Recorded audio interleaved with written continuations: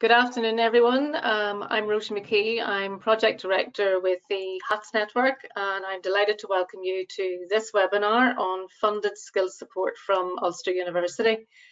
This webinar is part of a series of information sessions which are being hosted by HATS in partnership with Tourism NI to share details on the available funded skills support which exists across a range of partner organisations to help you develop your people and your business as the industry starts on its pathway to recovery.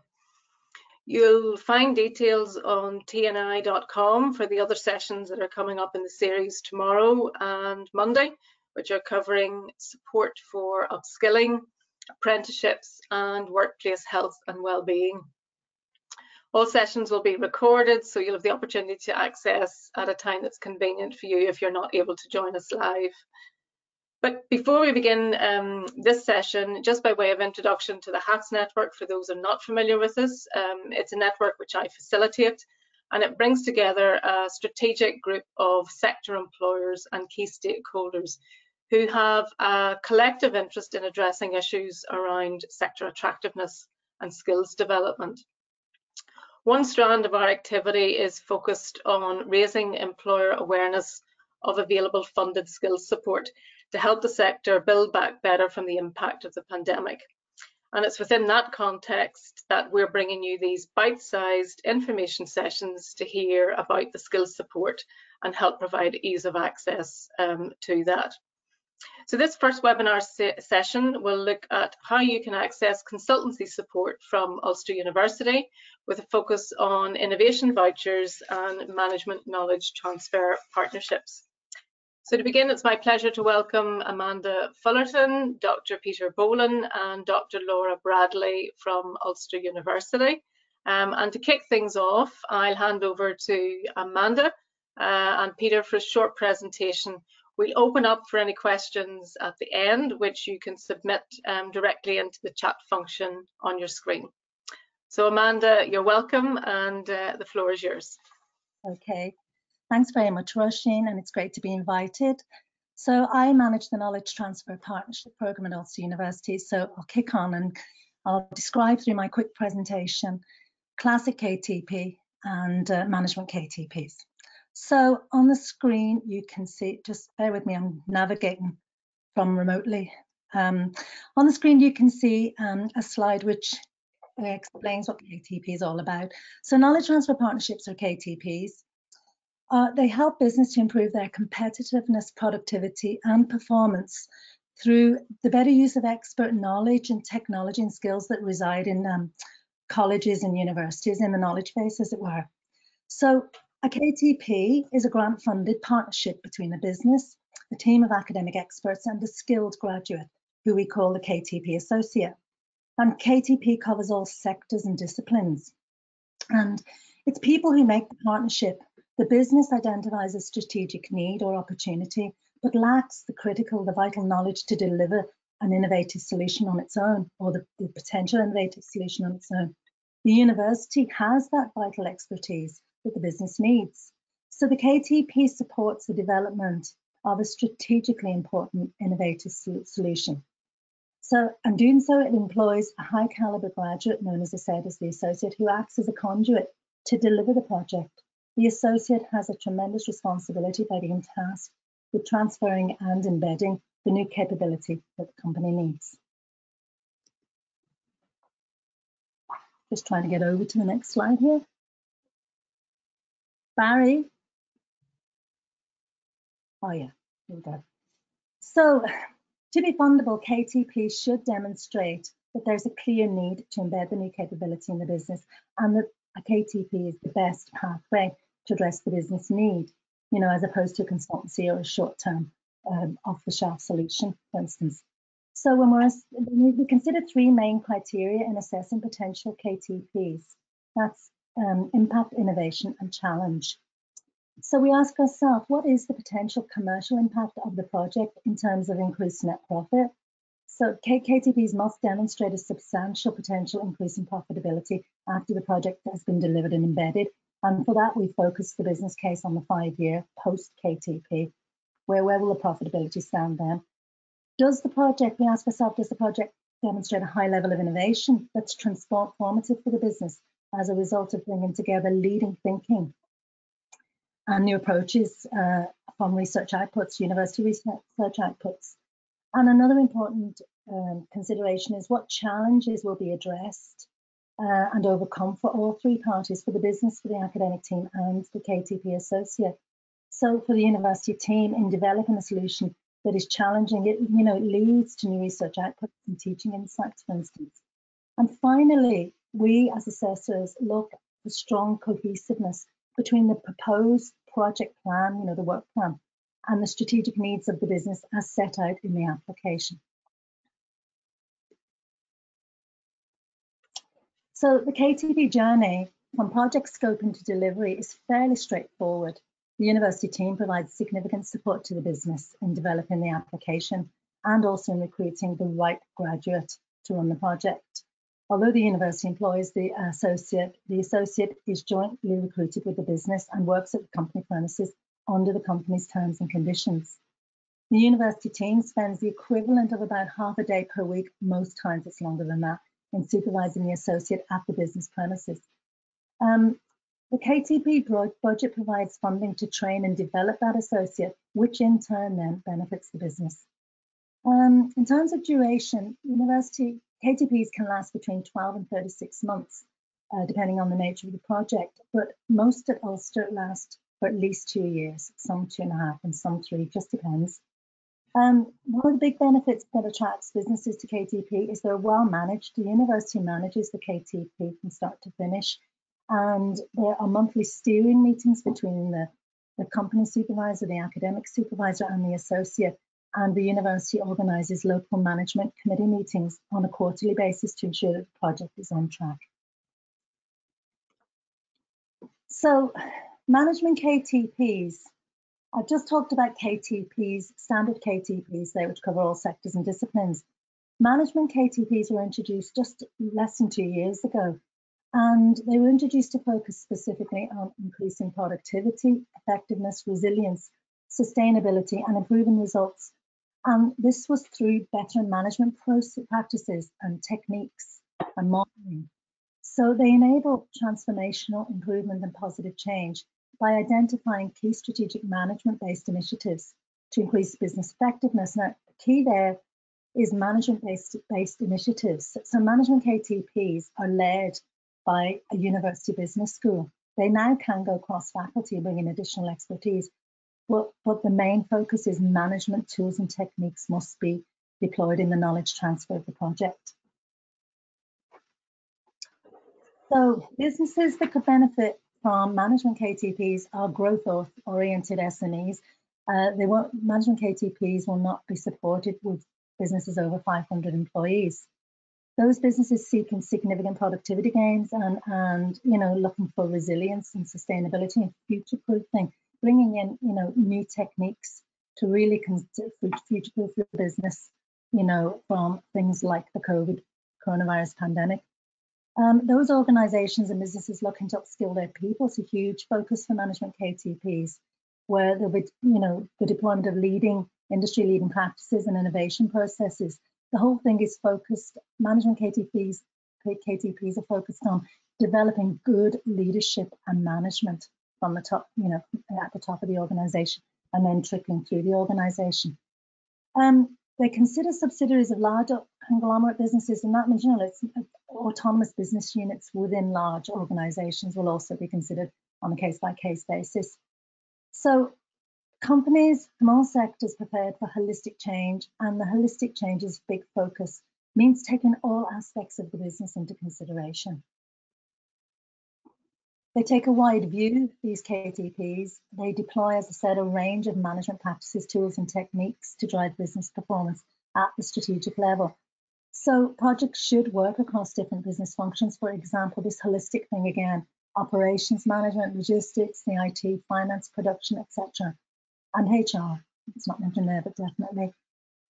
So if you consider all the different management practices, tools and techniques that our Ulster Business School would have leading expert knowledge on. So those could be brought in together into a package to deploy across all of the bigger business functions, the different business functions, coming together as a top-level management strategy. And like all KTPs, we have to identify and demonstrate a good, sound business case. So,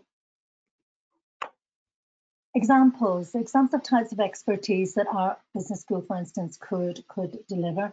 So, monitoring and target setting using data and KPIs, communication and motivation tools and techniques, models in organization and resource planning, which is quite a big one.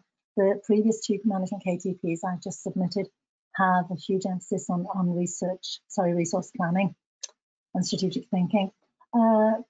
Tools and techniques in problem solving, decision making, etc.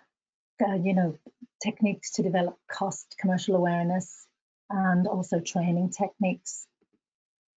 So this is my last slide, and then I'll move you over to my colleague Peter Bolan on innovation vouchers. This is the typical cost of an average KTP. So we have a pot of money in there to cover the associate salary. That can average between 25 and 45k, depending on the nature of the project and the type of graduate you're looking for. There's a little pot of money in there to support the associate in working on the project and actually delivering it. So training and development, travel to trade shows and trade fairs and meeting customers, etc. And that was before lockdown, so enabled to buy flights, etc. And consumables covers the associates' equipment like a laptop, etc. The academic expertise one covers the cost of the academic team's time, and some of that goes towards university overheads for management and administration of the project. But it all adds up to between 60 and 80k per annum. But as I said, so management KTPs are funded, and so all KTPs are funded, and for SMEs that's 67% funding, and the company contributes 33% of the balance. So that averages out between 20 and 27k per annum. I know that was a very quick run through, but you have my details. There's a lot more I could say about KTPs, but I'll hand you over now to Peter and Peter Bolan to talk to you about innovation vouchers. Thank you. Okay, thank you, Amanda. Good afternoon, everyone. Great to be with you all today. I'm just going to follow up what Amanda's been covering there in relation to the KTP side of things by giving you a bit more information about what we call innovation vouchers and why you might be interested in getting involved in one of those and working with Ulster University in relation to that. The whole concept of innovation vouchers is something funded by Invest NI here in Northern Ireland, or Enterprise Ireland if it's in the Republic. They're essentially designed to stimulate innovation, business growth, sustainability, and competitiveness. They're open to all SMEs, including sole traders here in Northern Ireland, and you can apply for one of these vouchers to then access a certain degree of knowledge and expertise to help you develop innovative solutions to business issues or challenges that you may be facing. And if those are in relation to, of course, the whole COVID situation at the moment, that might be in relation to enhancing and developing on the digital side of things that you do. It might be reorientating yourselves, at least temporarily, to, for example, the staycation market, because it's going to take a bit longer for international visitation to return and so on. And those are just two examples of some of the challenges and issues, of course, that the businesses and the industry might be facing during COVID times at the moment, as we now start to come out through COVID recovery that way. And I'm sure we're well aware of what many of the other challenges and issues are as well. So businesses can select from a pool of universities, colleges, and other publicly funded research organizations in their own country that way. And Ulster University, we're very experienced at running and working on these innovation voucher consultancy projects with businesses in the tourism and hospitality side of things. It's quite a straightforward procedure in terms of the application. It's not particularly long or detailed or onerous application that way, and that is something that we can also help provide some advice and guidance on. They're a quick, fast turnaround time. They're a shorter duration project than the larger KTPs that Amanda was discussing there. So typically innovation vouchers are valid for 9 months from the date of issue, and can sometimes be completed more quickly than that, just dependent on the time of year and so on. The actual value of the vouchers themselves are £5,000. So in Northern Ireland, you would pay the VAT on that, but essentially what you're getting then is £5,000 worth equivalent of university consultancy and expertise in relation to helping you meet these, challenges and issues that you might have, innovative solutions to those in that way. So just moving on to the next slide. The next call dates for the innovation vouchers here in Northern Ireland, one coming up in April very shortly, but there's several calls each year in relation to when you can apply for these innovation vouchers that way. It's a great opportunity for a business to take a first step into working with Ulster University. As I say, we're very experienced on working on these innovation vouchers with businesses in the tourism and hospitality side of things, and I'll mention some of those examples to you very shortly here. And at Ulster, we proactively seek projects. We will match voucher holders to academics that have the right areas of knowledge and expertise to what you're seeking. We'll manage the funder relationship, review and submit all final project reports, and sign off on the evidence as well. We also then review that on completion for follow-up opportunities for you to avail of, and you can undertake a further second innovation voucher, or you can move to some of the larger project concepts such as the KTPs that Amanda was previously discussing there.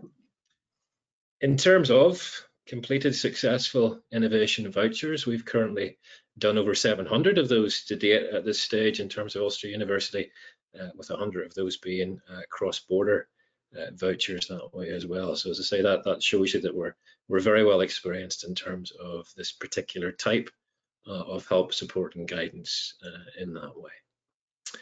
So if we move to the next slide there, just to mention some recent examples that we've been involved in that way.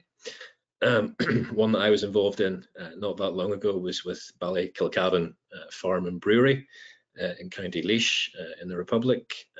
They had already diversified their farm into a very successful craft beer brewery, and they were looking to diversify further then into tourism.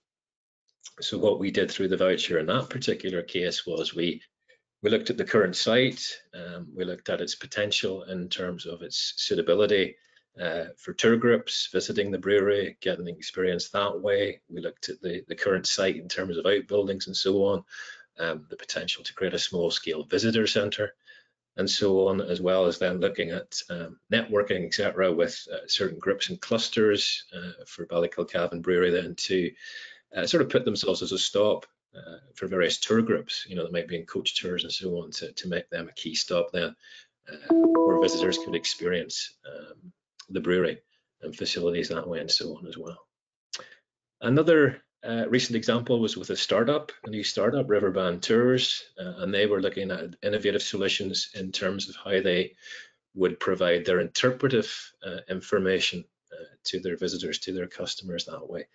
And they wanted to very much go down the digital smart route of doing that in terms of how they would provide the interpretive information on the tours that way. Tour America .ie was an interesting example a few years back. They were looking to move their company based in the south again, specialise in offering people in Ireland package holidays to Orlando in Florida, New York City, places like that in particular on the east coast of the States, and they were looking to branch out more into the UK market. So they were looking to test the Northern Ireland market first of all, as a gateway, if you like, or a route way into the wider UK market in that sense. We were able to look then at holiday taking patterns amongst UK citizens, particularly Northern Ireland, what their propensity would be to want to take a holiday in the likes of Orlando or New York and so on, and the best ways then to market and brand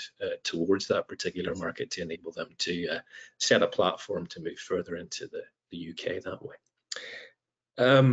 Friel's historic bar and restaurant then was one where they were looking to move much more into the heritage tourism side of things in terms of how they developed their cultural offering that way. And they're quite a good example because they are currently on their second innovation voucher, developing things a bit further that way. And I know my colleague Laura has been involved in that one particularly. I might be able to say a bit more about that when we move to the Q&A, which we're going to do now. So hopefully that helps explain a little bit further about the concept of an innovation voucher, and just gives you a bit of a flavour there of some of the recent examples that we've been involved in that way. Thanks, Peter and Amanda. Certainly a very informative presentation, and it's great that you're able to actually bring it to life with some of the examples that you have there at the end. I'll open up actually at this stage just for questions. Again, a reminder, if you've got any questions, please do put them into the chat function, and we'll pick them up with Amanda, Laura and Peter. I've got a couple here just to kick things off. So I'll open up, and I'll let you decide across the team just who wants to kind of respond. Certainly, I mean, for myself, looking at the presentation, there's clearly a real opportunity to be able to use these supports, certainly at the minute, to help address some of the challenges and the opportunities that are arising out of the pandemic, which obviously you've noted, Peter. Can I just maybe ask a first one here that's come in just around, can a group of businesses apply for innovation vouchers together in a joint project to address common issues? And any experience of that? Well, maybe, yeah. Well, I was just going to say up to 5 businesses can pull their innovation vouchers, but they would have to apply for a separate innovation voucher each. But they could pull those together, working to a common aim, as it were, a common objective that way. But I'm sure my colleagues can come in on that too here. But you couldn't apply as a cluster or a group for one innovation voucher. You could apply separately and then pull the resources together towards one common aim that way. Yeah. Yeah, and Roisin, actually for the tourism and hospitality sector, the clusters would probably, as I'm sure you would agree, Peter, be very suitable, particularly I think within regions where you're trying to create co-opetition, or maybe where there are a number of providers that are maybe looking at their heritage on site in terms of trying to increase footfall and visitor experience, etc. Very much so, yeah. Yeah, so collaboration and clustering. So it's another one here. Do you need to do an innovation voucher before you can avail of the larger KTP? No, a lot of innovation vouchers do lead to KTPs, but you definitely don't. I would say, no, KTP can stand upon its own right, but very much an innovation voucher can be a very good opportunity to kickstart collaboration with the university and develop that that relationship. And as well as that, one of the great things about the innovation voucher, there's hardly any cost to the company. It is real, it's consultancy money. In Northern Ireland, they pay that, but they get that back. So. Okay. And can businesses get help from the university? You know, if businesses are thinking, oh, there's an application process, this might be quite onerous, is there support from the university in terms of helping with the application process for the business? Just I'll speak on the KTP, and then and my colleagues can speak on the innovation voucher. We provide an awful lot of support in developing the application.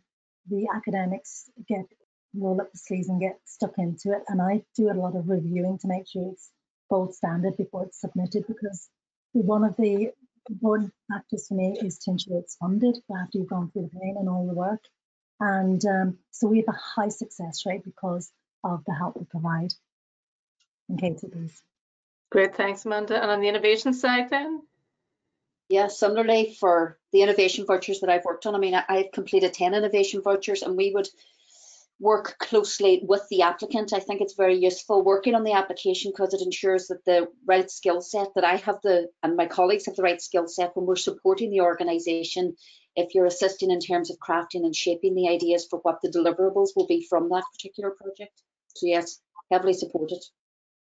Okay. Yeah, just to echo what Laura's saying there, having worked in a number of these innovation vouchers before, you know, we're very familiar with how to craft the application that it's likely to be well received, if I can put it that way. Okay. And the turnaround time, how long is the turnaround time from applying for this to the actual project start? So So no, I'll speak and then my colleagues for innovation voucher for KTP. It's the emphasis is on the strategic long term. So the turnaround is not quick. We go through a scoping stage and we go through an application development stage, and then we submit for funding, and then there's a recruitment stage. I would say 6 to 9 months from start the idea to get an actual associate in position to start the project. Project then lasts about 2 years, but the impact of the project starts to roll out after the project has been delivered. okay. There's another one that's come in here about, can you apply for the voucher if you're not an Invest NI client? I know the answer to that one, but I leave it over to you guys in terms of the innovation vouchers to come back and give the answer. So you don't have to be. The question just, can you apply for the voucher, the innovation voucher, if you're not an Invest NI client? yes, oh, yeah, absolutely. Yeah, definitely. They're open to all businesses across the place. All SMEs and sole traders as well in Northern Ireland. There's a very useful tool on the Invest NI website where the innovation voucher application is, where you can actually fill out a couple of very brief questions and it'll tell you whether you're eligible or not as well. So it's very useful. It's 30 seconds does it. Roisin, just to go back to the previous question, the turnaround time for innovation vouchers is really quick. And there's usually, you know, one open competition, an open call, and then a few weeks another open call, etc. So it's quite quick. Okay, and our next one is opening up in April, you're noted then, Peter? Yeah, that's correct. Yeah. And Amanda, one for you. Is there a cut-off date for the KTP application in 21? The KTP application, there's about 5 what they call competitions every year. It's an Innovate UK programme, even though it's supported in Northern Ireland by Invest Northern Ireland as well, and some of the research councils. But as one project closes for submission on a Wednesday, the following Monday, another competition period opens again. So, and it takes about 2 months then to know if you've been successful or not. We have a hugely high success rate at Ulster University. We've done over 200 of these projects, and you know, if you don't make one deadline, you'll just be passed over to the next one. Okay, thanks very much, Amanda. That's all the questions we have time for, because in the interest of keeping these bite-sized, we said we're going to keep you the 30 minutes. So I'd look to just sort of wrap things up and bring the session to a close. I'd like to thank Amanda, Laura and Peter for their time and contributions this afternoon. I hope you'll agree with me that it's been a very insightful session. I'd also like to thank Tourism NI for co-hosting this webinar series with us. And to all of you, thank you for attending. I hope you've gained value and insight from the webinar, and I urge you to look at the other sessions in the information series which may also be of benefit that are coming up, as I say, tomorrow and Monday. We'll be sending on a copy of the presentation from this session, also the contact details for the team at Ulster University for any queries that you might have as a follow-up. And we'll have a link to the Skills Funding Guide, which has just recently launched, which has details and an overview of all of the skills support programs and contact details for follow-up with the relevant organisations. So we hope we'll see some of you in the other sessions, but for now I'll close the event. Thank you for your time and have a lovely afternoon. Thank you, everybody. Thank you.